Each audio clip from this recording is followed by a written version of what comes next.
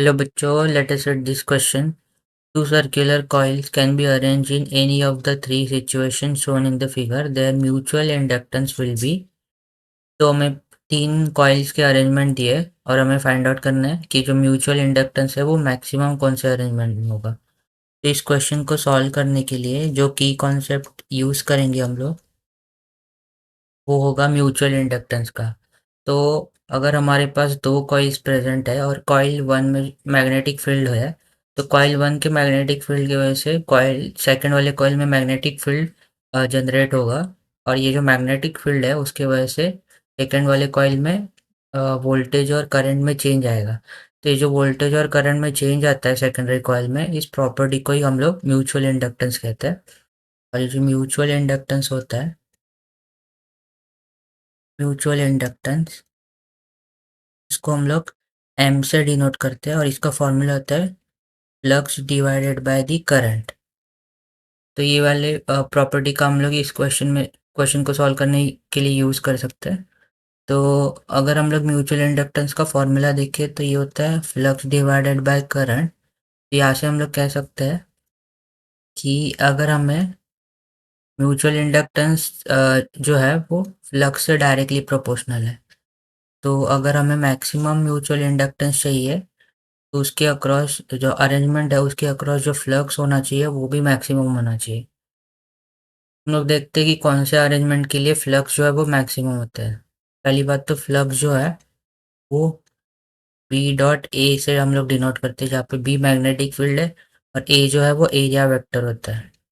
इसको सिंप्लीफाई करें तो ये बी ए कॉस थीटा होता है, यहाँ पे थीटा जो है वो ए और बी के बीच का एंगल होता है। तो अगर हम लोग अज्यूम करें कि तीनों कॉइल्स में ये जो नीचे वाला कॉइल है उसमें करंट एंटी क्लॉकवाइज डायरेक्शन में मूव कर रहा है, तो अगर हम लोग यहाँ पे राइट हैंड थंब रूल लगाए तो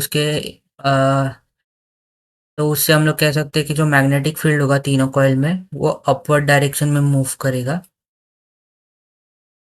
तीनों में जो मैग्नेटिक फील्ड होगा वो अपवर्ड डायरेक्शन में होगा।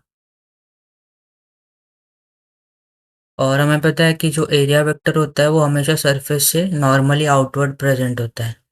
ये जो एरिया वेक्टर है वो हर एक सरफेस के लिए नॉर्मली आउटवर्ड प्रेजेंट होगा। तो पहले वाले केस में अगर हम लोग एंगल देखें बी और ए के बीच में, तो पहले वाले में एंगल जो बन रहा है थीटा जो बन रहा है वो ज़ीरो बन रहा है क्योंकि दोनों सेम डायरेक्शन में है। तो कॉस थीटा क्या होता है, कॉस थीटा वन होता है, तो यहाँ पे फ्लक्स जो हो जाएगा वो मैक्सिमम हो जाएगा और ये हो जाएगा बी ए के इक्वल। सिमिलरली अगर केस बी देखें तो केस बी में क्या पता चल रहा है कि एंगल जो है वो 90 डिग्री का बन रहा है। कॉस 90 कितना होता है, ज़ीरो। यहाँ पे जो फ्लक्स होगा वो ज़ीरो होगा। सिमिलरली केस सी में भी जो एंगल बन रहा है मैग्नेटिक फील्ड और एरिया वेक्टर के बीच में वो 90 डिग्री, तो यहाँ पर भी फ्लक्स जो आएगा वो ज़ीरो आएगा। और हमें पता है कि जहाँ पे फ्लक्स मैक्सिमम होगा तो यहाँ पे जो म्यूचुअल इंडक्टेंस है वो भी मैक्सिमम होगा क्योंकि mutual inductance flux divided by area होता है, सॉरी करंट होता है। यहाँ पे म्यूचुअल इंडक्टेंस भी मैक्सिमम है, तो हम लोग यहाँ से कह सकते हैं कि सिचुएशन ए जो है उसमें म्यूचुअल इंडक्टेंस मैक्सिमम होगा। So I hope you have understood it well and best of luck.